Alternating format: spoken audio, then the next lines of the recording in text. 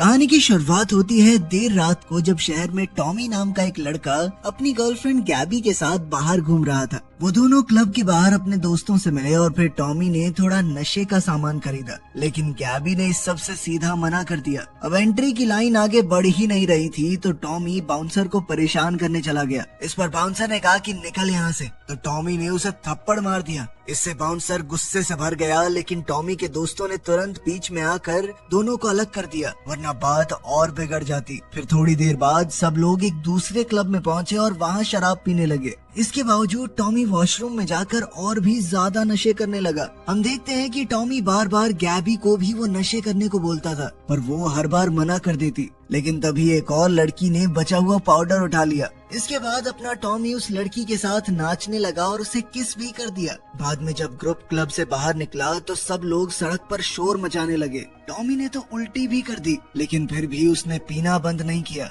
अगले क्लब में टॉमी उस लड़की के और ज्यादा करीब आ गया। गैबी ने जैसे ही देखा तो वो तुरंत उस लड़की के बालों को पकड़कर खींचने लगी। इधर टॉमी उसकी जलन देखकर काफी खुश हुआ। खैर, पार्टी खत्म होने के बाद गैबी ने कहा कि बाकी सबके साथ टैक्सी में बैठ जाओ, लेकिन टॉमी ने कहा तू जा यहाँ से, मैं अपने आप चला जाऊंगा घर। चलते चलते उसने एक बस स्टॉप के अंदर पेशाब भी कर दिया और नशा किया। फिर एक और क्लब में गया और वॉशरूम में अकेला गंदी हरकतें करने लगा। फिर वो इस बुरी हालत में सड़कों पर भटक रहा था। फिर एक गाड़ी अचानक उसके पीछे रुकी और ड्राइवर ने बाहर निकलकर उसे पकड़ लिया।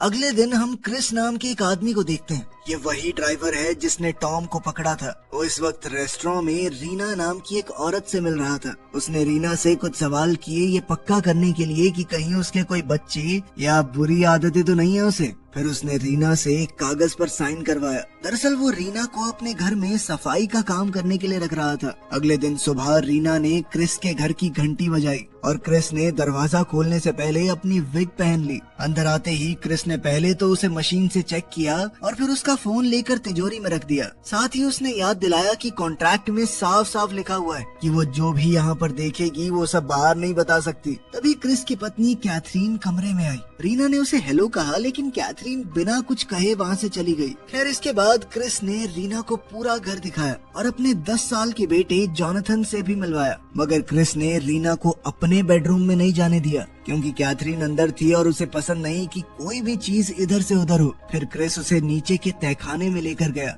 जहाँ रीना एकदम से डर गई। असल में टॉमी वहाँ जंजीर से बंधा हुआ था। वो जमीन पर पतले से गद्दे पे सो रहा था और आसपास जंगल की आवाजें चल रही थी। ये सब देखकर डरी हुई रीना ने वहाँ से निकलने की कोशिश की, लेकिन क्रिस ने उसे समझाया कि टॉमी बस बीमार है, हमारा बड़ा बेटा है, वो हम उसे ठीक करने की कोशिश कर रहे हैं। क्रिस ने ये भी बताया कि मैंने तुम्हारे बारे में सब कुछ पता कर लिया है और उसे ये भी मालूम था कि रीना का वीजा यहाँ पर खत्म हो चुका है। क्रिस ने वादा किया कि हमें इस बात से कोई दिक्कत नहीं है और मेरे कुछ दोस्त हैं वीजा ऑफिस में, मैं तुम्हारा काम करवा सकता हूँ। ये सुनकर रीना रुकने के लिए मान गई। इसके बाद क्रिस ने उसे सफाई का सामान दिखाया और कहा कि बाहर से कुछ लाने की इजाजत नहीं है। क्रिस ने उसे बताया कि तहखाने की सफाई करते हुए टॉमी की किसी बात पर विश्वास मत करना, वो बेचारा ठीक नहीं है, कुछ भी बोल सकता है। अगर कभी खतरा महसूस हो तो क्रिस ने उसे एक टेजर भी दिया ताकि बिजली का झटका देके वो टॉमी को कंट्रोल कर पाए। खैर, जब टॉमी होश में आया तो उसने रीना को देखा और बेचैन होकर मदद मांगी, लेकिन रीना ने उसे नजरअंदाज कर दिया और सीधा ऊपर भाग गई। बाद में क्रिस ने उसे तसल्ली दी कि वो ज्यादा दिनों तक टॉमी को नीचे नहीं रखेंगे, बस थोड़े टाइम में वो ठीक हो जाएगा, फिर ले आएंगे ऊपर। अब रीना ने काम जारी रखने के लिए हाँ कर दी, जिसका मतलब था कि वो हर हफ्ते 2 दिन आएगी। फिर शाम को क्रिस टॉमी के लिए खाना लेकर आया, लेकिन टॉमी ने उसे जमीन पर फेंक दिया और उसे धमकाने लगा। जैसे ही टॉमी ने उस तक पहुंचने की कोशिश की, क्रिस पीछे हट गया। टॉमी जंजीर को इतनी जोर से खींच रहा था कि उसका दम घुटने लगा। अब उसे वापस बिस्तर पर लेटाने के बाद क्रिस अपने परिवार के साथ रात का खाना खाने चला गया। तब जॉनथन ने पूछा कि क्या टॉमी को खाना पसंद आया, तो क्रिस ने ऐसे ही हाँ कह दिया। फिर कैथरीन पूछने लगी कि नीचे से इतनी जोर जोर से आवाज क्यों आ रही थी, लेकिन क्रिस ने उसे भरोसा दिलाया कि सब कुछ कंट्रोल में है। अगले दिन तहखाने में क्रिस ने टॉमी की एक वीडियो चलाई जो उसने इंस्टाग्राम से ली थी। उसमें टॉमी ने नशे में तेज गाड़ी चलाकर एक्सीडेंट कर दिया था, लेकिन उसे देखकर टॉमी खुश होने लगा। तब क्रिस ने उसके किए हुए कुछ जुर्म गिनवाए, लेकिन टॉमी को कोई फर्क नहीं पड़ा, बस हंसता रहा। फिर टीवी पर क्रिस और जॉनथन का एक वीडियो चला जिसमें वो ड्रिंक एंड ड्राइव की वजह से होने वाले हादसों के बारे में बात कर रहे थे, लेकिन टॉमी के हिसाब से उसने कोई गलती की ही नहीं थी। वो इस वीडियो को भी सीरियस नहीं ले रहा था। खैर फिर दोपहर में टॉमी लगातार जंजीर तोड़ने की कोशिश करता रहा, लेकिन कुछ हासिल नहीं हुआ। वहीं टीवी पर एक वीडियो चल रही थी जो अपने गुस्से को काबू करने के तरीके सिखा रही थी। यहाँ से भाग निकलने की जद्दोजहद में टॉमी ने गलती से टेबल को लात मार दी और उसका पेशाब से भरा हुआ बर्तन उसके ऊपर गिर गया। इसी बीच क्रिस ने कैथरीन को नीचे आने के लिए मना लिया। तब दोनों ने टॉमी को बिस्तर पर लिपटा हुआ देखा और क्रिस उसके पास जाकर पूछने लगा कि गंदगी क्यों फैलाई है। तभी अचानक टॉमी ने अपनी गीली पैंट कैथरीन के मुंह पर फेंक कर मारी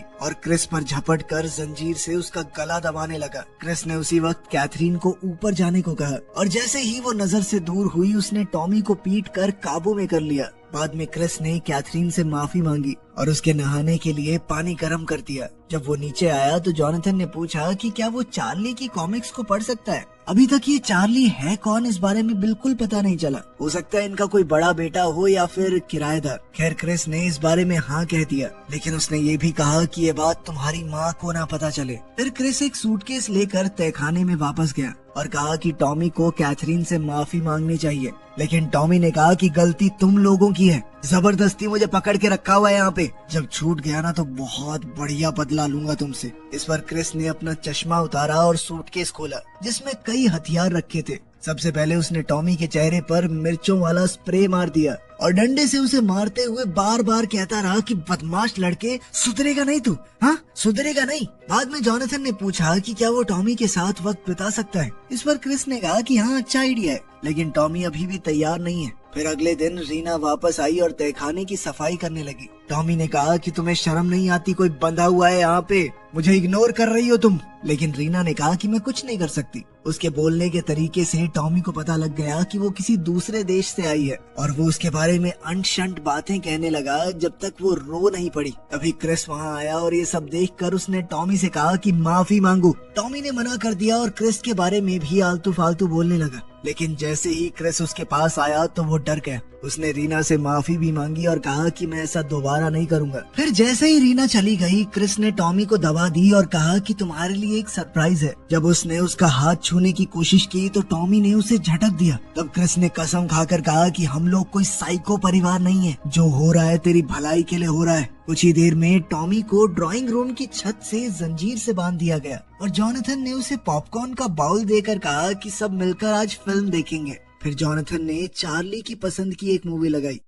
जब कैथरीन ने अपने कमरे से आवाज सुनी तो उसने भी नीचे आकर परिवार के साथ बैठने का फैसला किया। फिल्म का एंड बहुत इमोशनल था और टॉमी की आंखों में भी आंसू आ गए, लेकिन वो अपना ये चेहरा बाकी सबको नहीं दिखाना चाहता था। उसने कहा कि मुझे वापस नीचे तहखाने में जाना है। फिर बाद में बिस्तर पर कैथरीन ने जॉनथन से कहा कि इस फिल्म ने मुझे चार्ली की याद दिला दी और बताया कि मैंने कल रात को इस बारे में सपना भी देखा था। ये कहते हुए उसकी आंखों में आंसू आ गए। इस दौरान तहखाने में टीवी पर एक वीडियो चल रही थी जो बच्चों को समझा रही थी कि गैर कानूनी नशा करना बुरी बात होती है। टॉमी ने पूरी ताकत से अपना शरीर खींचकर टीवी बंद करने की कोशिश की, लेकिन वो ऐसा कर नहीं पाया। फिर उसने जंजीर को दीवार से निकालने की कोशिश की, पर वो भी बेकार हो गई। उस वीडियो में आदमी कह रहा था कि बदलाव का राज पुरानी चीजों से लड़ने में नहीं, बल्कि नई चीजों को अपनाने में होता है। और ये बात सुनकर टॉमी के दिमाग में एक प्लान चलने लगा। फिर अगले दिन टॉमी ने कैथरीन से माफी मांगी। उसने लंबे लंबे लफ्जों में कहा कि मैं अपने किए पर बहुत शर्मिंदा हूँ।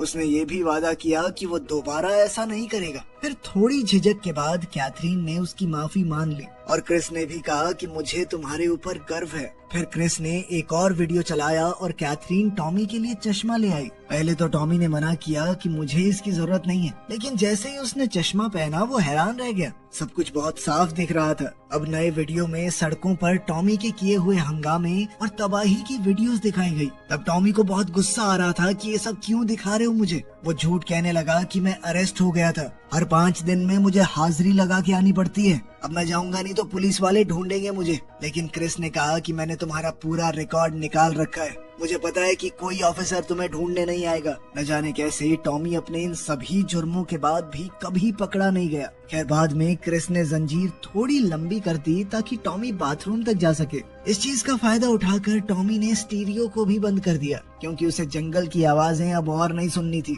फिर कैथरीन उसके लिए चार्ली के कपड़े और एक किताब लाई, लेकिन टॉमी कहने लगा कि बेवकूफ लोग पढ़ते हैं किताबें। मगर जब कैथरीन उदास हो गई तब टॉमी को अपना प्लान याद आया और उसने किताब उठाकर पढ़ने का नाटक शुरू कर दिया। तभी अचानक दरवाजे की घंटी बजी। कैथरीन तुरंत दरवाजे पर गई और देखा कि डाकिया एक पार्सल लेकर आया है। क्रिस ने हाथ में टेजर लेकर टॉमी को धमकाया कि जब तक डाकिया चला नहीं जाता चुप रहना, और जब टॉमी ने वैसा ही किया तो उसे शाबाशी भी मिली कि बहुत बढ़िया, अच्छे लड़के हो गए हो तुम अब। फिर कैथरीन ने जोनाथन को याद दिलाया कि किसी के लिए भी खुद जाके गेट नहीं खोलना। अगले दिन कैथरीन को जोनाथन के कपड़ों में एक सिगरेट मिली। इस पर क्रिस ने अपने बेटे से बात की। जोनाथन ने कहा कि मुझे सिगरेट का पैकेट यूं पड़ा हुआ मिला था, मैंने एक ट्राई की थी लेकिन दोबारा ऐसा नहीं करूंगा। इस पर क्रिस ने बताया कि मैंने भी जवानी के दिनों में एक बार ट्राई किया था, लेकिन ये चीज पसंद आने की है ही नहीं तो छोड़ दी। जब जोनाथन ने उसकी बात समझ ली तो क्रिस ने उसे गुड बॉय कहकर जाने दिया, लेकिन कैथरीन का कहना था कि गलती की है तो सजा तो मिलेगी।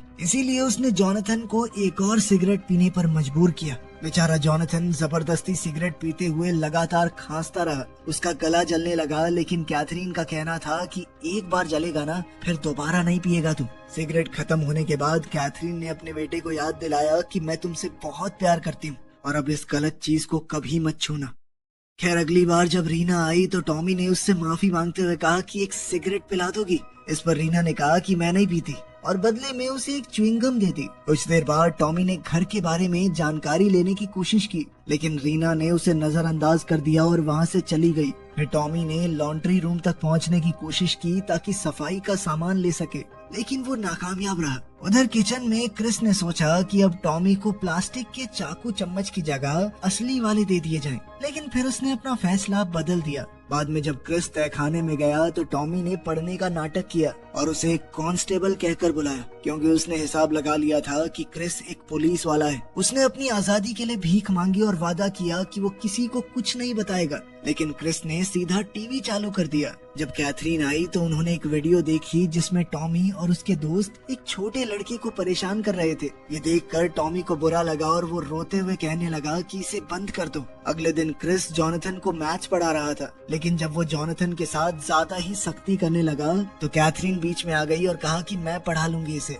अब अपना टेजर उठाकर क्रिस तहखाने में गया बर्तन उठाने के लिए, और तब हम देखते हैं कि वो स्टील के चाकू चम्मच इस्तेमाल कर रहा था। अब बेसमेंट में बोर हो रहे टॉमी ने सच में पढ़ना शुरू कर दिया था, और अब उसे दिक्कत ये हो रही थी कि किताब में जो मुश्किल वर्ड थे वो उसे समझ नहीं आ रहे थे। जब क्रिस ने उसकी मदद की तो टॉमी के दिमाग में एक आइडिया आया। उसने कहा कि अगर मैं किताब खत्म कर दूं तो मुझे फुटबॉल की दुनिया में आजकल क्या चल रहा है बताओगे? इस पर क्रिस ने कहा कि हर एक किताब खत्म करने के बदले में तुम्हें एक नॉन अल्कोहलिक बियर दी जाएगी। ये सुनकर टॉमी थोड़ा खुश हो गया। फिर उस रात क्रिस ने कैथरीन को बाहर देखा और तुरंत उसके पास गया। वहाँ कैथरीन ने उससे कहा कि अब वक्त आ गया है। फिर अगली सुबह हम देखते हैं कि टॉमी पढ़ते हुए एक्सरसाइज कर रहा था। तभी पूरा परिवार केक लेकर तहखाने में आया और हैप्पी बर्थडे गाने लगा। टॉमी ने कैंडल्स बुझाई और केक का टुकड़ा खाया। तब कैथरीन ने बताया कि ये केक जोनाथन ने बनाया है। साथ ही उन्होंने ये भी बताया कि तुम्हें एक गिफ्ट मिलेगा, लेकिन उससे पहले क्रिस ने टॉमी को कुछ देर के लिए सुला दिया।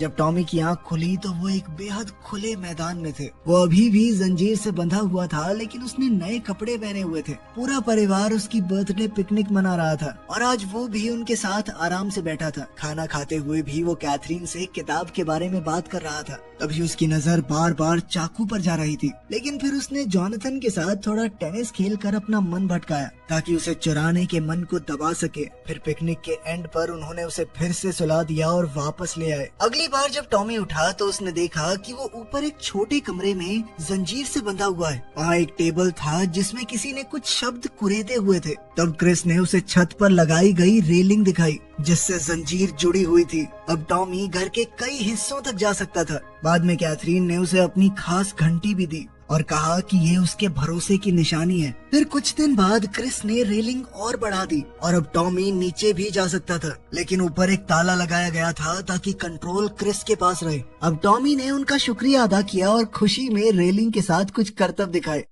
दोपहर में टॉमी ने जॉनथन से पूछा कि इस कमरे में मुझसे पहले कौन रहता था, लेकिन जॉनथन जवाब देता उससे पहले ही क्रिस ने उसे बुला लिया। इसी दौरान हम देखते हैं कि शहर में एक गाड़ी में बैठे कुछ अजीब लोग रीना का पीछा कर रहे थे। फिर जब रीना सफाई के लिए क्रिस के घर आई तो टॉमी ने देखा कि वो उदास लग रही है। टॉमी ने कहा कि अगर कोई परेशान करे ना तो बता देना, पीट पीट के हड्डी पसली एक कर दूंगा मैं। फिर उसने रीना से ताले का पासवर्ड मांगा, लेकिन रीना ने कहा कि मुझे नहीं पता। बाद में टॉमी ने देखा कि कैथरीन बगीचे में बड़ी उदास सी खड़ी थी, जिसके बाद टॉमी ने क्रिस से पूछा कि आप दोनों के बीच में अभी भी प्यार है क्या, लेकिन क्रिस ने तुरंत बात बदल दी। खैर फिर शाम को 6 बजे कैथरीन ने देखा कि रीना अभी भी घर में है, जबकि उसका काम खत्म हो चुका था। तब रीना ने बताया कि कोई मेरा पीछा कर रहा है, मुझे लगता है जो आदमी मुझे यहाँ लेकर आया था उसने मुझे दोबारा ढूंढ लिया है। ये सुनते ही कैथरीन ने कहा कि कोई बात नहीं, तुम जब तक चाहो यहाँ रुक सकती हो। ये सुनकर रीना बहुत खुश हुई और कुछ देर बाद नहाने चली गई। जब वो बाथरूम से बाहर आई तो टॉमी ने उससे फ्लर्ट किया।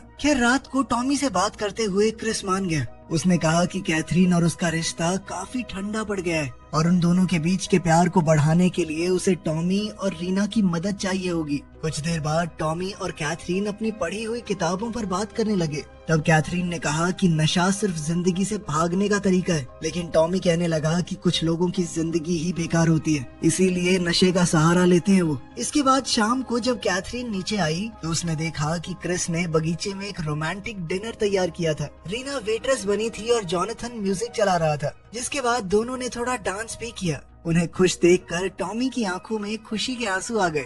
इसी बीच जब रीना अंदर आई तो टॉमी ने उसे मदद के लिए कहा और चाकू मांगा, मगर रीना ने बस किचन का ड्रॉर खोल दिया और चली गई, लेकिन जंजीर छोटी पड़ गई। फिर उसने अपने पैरों की मदद से ड्रॉर को थोड़ा और खोला और एक पैना हथियार चुरा लिया, जिसे उसने पास के एक गमले में छुपा दिया। फिर रात को क्रिस टॉमी के लिए कुकीज लेकर आया और उसे शुक्रिया कहा क्योंकि उसने कई सालों बाद कैथरीन को इतना खुश देखा था। तब टॉमी ने पूछा कि तुमने मुझे ही क्यों चुना, और मुझसे पहले भी कोई बंधा हुआ था ना उस कमरे में। मगर क्रिस ने इस बात को ज्यादा तवज्जो नहीं दी और वहाँ से चला गया। मगर जब अगली सुबह क्रिस काम पर गया तो उसने पास में खड़ी एक गाड़ी नहीं देखी। इसी दौरान कुछ आदमी गेट बंद होने से पहले ही अंदर घुस आए और बगीचे में मौजूद औरतों तक पहुंच गए। जैसे ही वो किसी दूसरी भाषा में बात करने लगे, कैथरीन और रीना डर के मारे घर के अंदर भागी, लेकिन वो आदमी उनके पीछे पीछे आ गए। तब रीना रोते हुए बोली कि ये लोग उसके परिवार वाले हैं और उसे इनके साथ जाना पड़ेगा। तब टॉमी ने उसे रुकने को कहा तो रीना उसके पास आई और कान में धीरे से ताले का पासवर्ड बता दिया। जब वो आदमी रीना को खींचने लगे तो टॉमी ने उन पर हमला कर दिया, लेकिन वो लोग ज्यादा थे, उसे आसानी से पकड़कर मारने लगे। जब तक क्रिस वापस आया वो आदमी रीना को लेकर जा चुके थे। खैर फिर क्रिस ने अपनी पत्नी को संभाला और बाद में टॉमी के पास गया, उसे एक बिना अल्कोहल वाली बियर दी और कहा कि तुमने परिवार को बचाने के लिए बहुत बहादुरी दिखाई। साथ ही उसने ये भी कहा कि अब मैं एक बहुत अच्छा सिक्योरिटी सिस्टम खरीदूंगा और दोनों मिलकर उसे लगाएंगे, बिल्कुल बाप बेटे की तरह। बाद में हम देखते हैं कि उस रात टॉमी ने च्युइंगम चबाकर घंटी के अंदर की तरफ चिपका दी ताकि वो बजे न। फिर टॉमी किताबों के ढेर पर चढ़ा और पासवर्ड डालकर ताला खोल दिया। अब वो नीचे गया, गमले से वो पैना हथियार निकाला और रेलिंग पर जोर से मारना शुरू कर दिया। आखिरकार जंजीर तो खुल गई, मगर इतनी आवाज हुई कि क्रिस की नींद खुल गई। बंदूक उठाकर वो नीचे आया, लेकिन टॉमी ने उसके हाथ पर ग्लास तोड़कर उसे निहत्था कर दिया। फिर टॉमी ने भागने की कोशिश की, लेकिन मेन दरवाजा बंद था। मगर क्रिस बिल्कुल भी घबराया नहीं, उसने बस टॉमी को रुकने को कहा। लेकिन जब टॉमी ने बंदूक उस पर तान दी तो क्रिस टेंशन में आ गया। तभी कैथरीन वहाँ आई और कहने लगी कि धीरे बोलो, तुम्हारा भाई जॉनथन अभी सो रहा है।